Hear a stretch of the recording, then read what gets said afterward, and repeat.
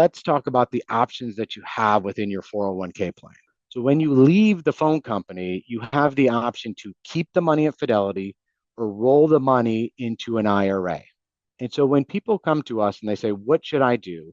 We ask really two questions. How old are you? And then do you actually need access to this money? And those two questions can help us build the strategy to figure out what we want to do with the 401k balance. So when it comes to Fidelity, Fidelity allows a little bit more flexibility than a traditional IRA would.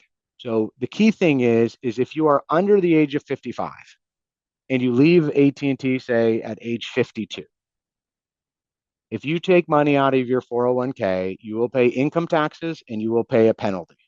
The rule is you have to leave in the year that you turn 55 or older to avoid the tax penalty. You still have to pay the income taxes, but you don't have the additional 10% penalty. You cannot leave at 52, leave your money there for 3 years, and then take it out 3 years later. You have to separate from service in the year you turn 55 or older.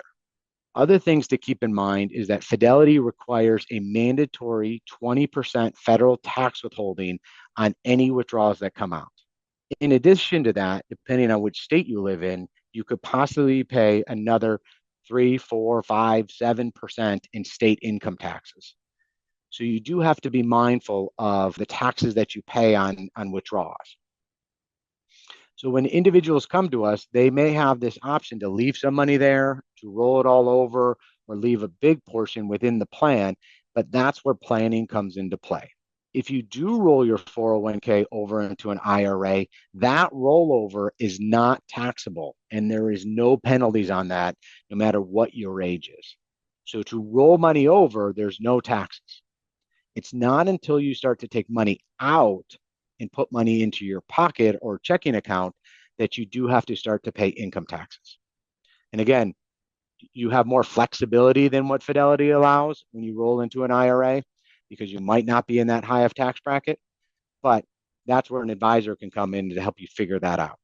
If you are under the age of 59 and a half, you still have options to access your IRA withdrawals. So what those rules are is they are IRS rules called sub-equal or 72T, which allow you to take money out penalty-free from an IRA. Again, they are IRS rules, so there's certain sort of strings and amounts you can take out. And if this is something that you're interested in hearing more about, we can talk about it a little bit later or another time. But there is always ways to access money to try to avoid penalties.